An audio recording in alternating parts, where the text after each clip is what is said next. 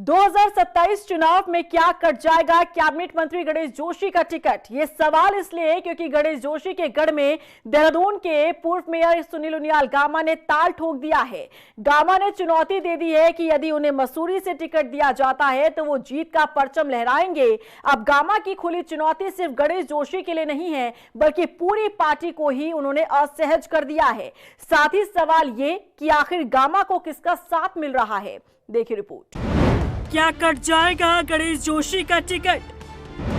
Gamma ने दी खुली चुनौती। गणेश जोशी के किले पर गामा का धावा। मसूरी सीट से गामा ने ठोकी ताल। गामा को किसका मिला साथ? ये मसूरी सीट जो है भारतीय जनता पार्टी की सीट है, तो कोई व्यक्ति कहे कि ये मेरी सीट है तो ऐसा नहीं है। कोई भी उसमें इतना काबिल नहीं है कि जिसका निशाना लग सके। 2027 विधानसभा चुनाव के लिए जहां सियासी दल तैयारियों में जुटे हैं तो वहीं नेताओं ने भी अपने पसंदीदा सीटों पर ताल ठोकना शुरू कर दिया है। देहरादून के पूर्व मेयर सुनील उनियाल गामा ने ऐसा बयान दे डाला जिससे मसूरी विधायक और कैबिनेट मंत्री गणेश जोशी का टिकट कटता दिख रहा है। गणेश जोशी का टिकट काटने के लिए गामा तैयार दिख रहे हैं क्योंकि उन्होंने गणेश जोशी के किले पर धावा बोल दिया है। सुनील उनियाल गामा दावा कर रहे हैं कि मसूरी से अगर उन्हें चुनावी मैदान में उतारा जाता है तो उनकी जीत निश्चित है। इतना ही नहीं, उन्होंने तो ये भी कह दिया कि मसूरी सीट किसी व्यक्ति की नहीं बल्कि बीजेपी की है। सुनिए। ये मसूरी सीट जो है भारतीय जनता पार्टी की सीट है और इस समय जो है पूरे भारतवर्ष में भारतीय जनता पार्टी को लोग पसंद करते हैं, माननीय नरेंद्र मोदी जी को पसंद करते हैं। तो कोई व्यक्ति कहे कि ये मेरी सीट है तो ऐसा नहीं है। भारतीय जनता पार्टी की सीट है। भारतीय जनता पार्टी के कमल के निशान पे चुनाव लड़े हैं और कमल के निशान पे जो है चुनाव जो लड़ेगा वो जीतेगा और हमारे को भारतीय जनता पार्टी हमें भी टिकट देगी तो निश्चित रूप से हम भी जीत कर दिखाएंगे और मसूरी सीट जो है भारतीय जनता पार्टी की।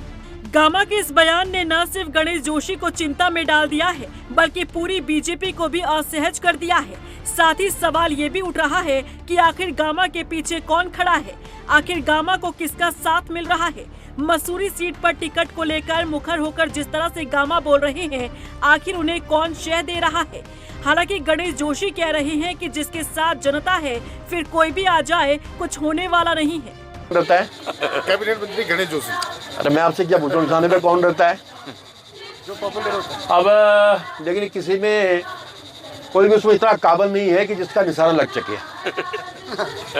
जिसके पास जनता का सुरक्षा कवच हो तो ऐसे कितने निशानेबाज आ जाएं, कुछ होने वाला नहीं है। जनता तय करती है और यहाँ की मसूरी की जनता ने तय कर लिया है। उनको विधायक नहीं चाहिए, उनको एक सेवक चाहिए और सेवा का काम गणेश जोशी पूरी ईमानदारी से कर रहा है।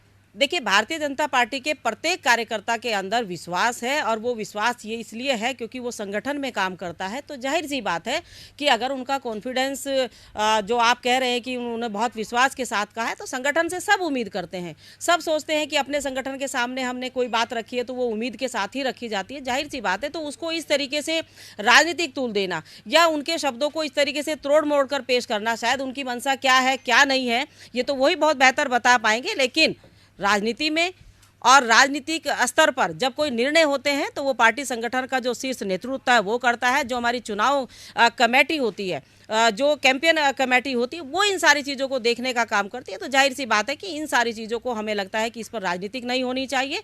सुनील उनियाल गामा ने जो बयान दिया वो सिर्फ एक बयान नहीं बल्कि सीधी राजनीतिक चुनौती है।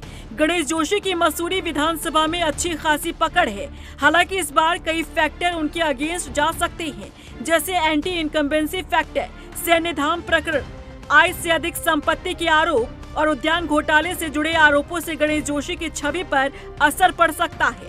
हालांकि इतने आरोपों के बावजूद धामी कैबिनेट में अपनी जगह बचाने में सफल रहे गणेश जोशी, इसे देखते हुए लगता है कि चुनाव में भी वो जैसे तैसे अपनी सीट निकाल ही लेंगे।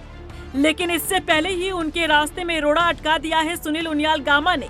गामा की तरफ से खुली चुनौती मिलने से पार्टी असहज हो गई है, तो वहीं गणेश जोशी के माथे पर भी गामा ने बल ला दिया है। इसी बीच अहम सवाल ये कि आखिर वो कौन है जिसके दम पर सुनील उनियाल गामा इतना बड़ा बयान यूं खुलकर दे रहे हैं, अपने ही मंत्री को खुली चुनौती दे रहे हैं। कहीं ये वही धड़ा तो नहीं जो समय समय पर अपनों के खिलाफ एक्टिव होकर सवाल उठाता रहा है। फिलहाल तो ये देखना होगा कि मसूरी सीट को लेकर पार्टी आखिर क्या फैसला लेती है। रफ्तार मीडिया के लिए देहरादून से अशोक कुमार के साथ ब्यूरो रिपोर्ट।